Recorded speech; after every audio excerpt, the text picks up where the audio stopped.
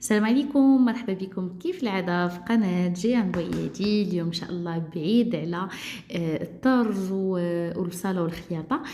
جيتكم بوصفة اللي زوينة كيحماقوا عليها الوليدات الصغار كتر من الكبار.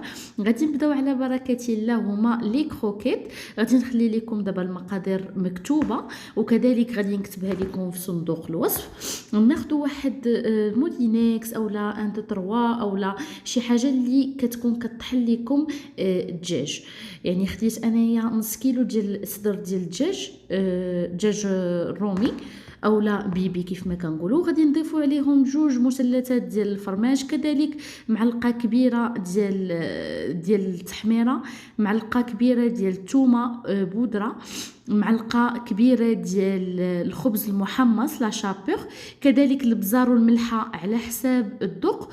وغادي نضيف انا سودانيه هكا حيت ما عنديش السودانيه اللي كتكون معجونه، كذلك معلقه كبيره ديال لا موطارد الخردل، والفرماج حمر محكوك تقريبا واحد زلافه صغيره. غادي نخلط هاد المكونات كامله. بالنسبه للملحه والبزار درت ربع معلقه.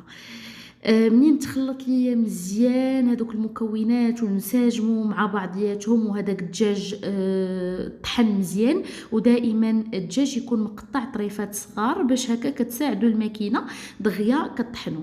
غادي ناخذ واحد الصينيه اللي تدخل ليا انايا الفريكو، وغادي ندير فيها الخليط اللي طحنا كامل المكونات، وغادي نسرحهم على هاد الطريقه كيف ما كتلاحظوا في لا فيديو، يعني حتى ياخذوا ليا الشكل ديال الصينيه.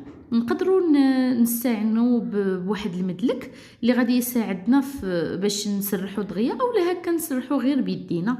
نستمروا على هذه الطريقه كيف ما قلت لكم حتى ناخذوا الشكل ديال الصينيه.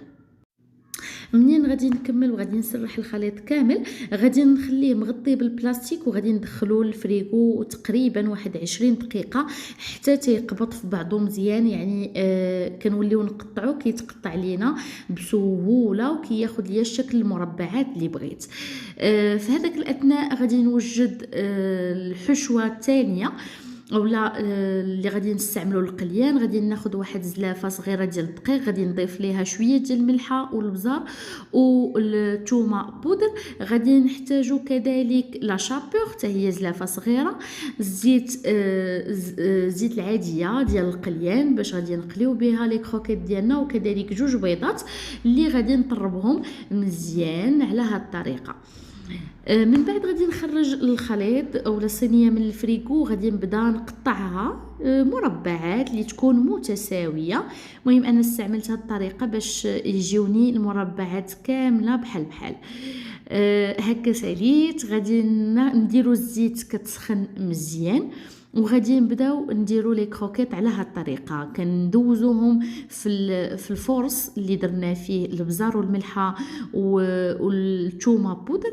غادي ندوزوه كذلك في البيض، وعاوتاني غادي ندوزوه في لا شابور. المهم بالنسبه لهاد الطريقه ديال لا شابور، منين كندوزو لي كروكيت على لا شابور، منين كنهزوهم كنحطوهم في واحد اللاطه اولا واحد الطبسيل. غير كنقطه اضافيه بالنسبه كنقليو غير القياس اللي بغينا. يعني ما تقليوش كلشي، قليو غير القياس اللي بغيتو، والقياس اللي ما بغيتوش كتخليوهم في دي بواط وكديروهم في الفريغو. الوقت اللي بغيتوهم واحتاجيتوهم كتخرجوا القياس وكتقليوهم هكا، كتاكلوهم سخان ودائما طريين، وكيبقى المده ديالهم حتى واحد الشهر عندكم في الفريغو، راه ما كيخسروش. كنقطه تانية وهي منين كنبغيو نقليو هاد لي كروكيت، كنسوسوهم شويه من لا شابور، عاد كنقليوهم باش الزيت ما تحرقش ليكم. المهم ساليت القياس اللي بغيت. كيف قلت لكم الزيت تكون سخونه، كنحطوا فيها لي كروكيت وكنبقاو نقلبوا لوجه على لوجه وتحت ياخذ هذاك اللون الذهبي.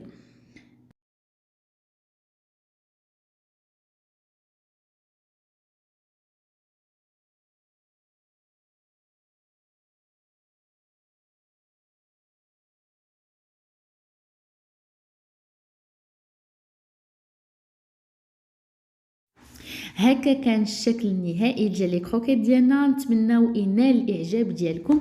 دائما ما تبخلوش عليا بلي لايك لي بارطاج وبلي كومونتير. الى اللقاء، الوصفه اخرى ان شاء الله او درس اخر ان شاء الله.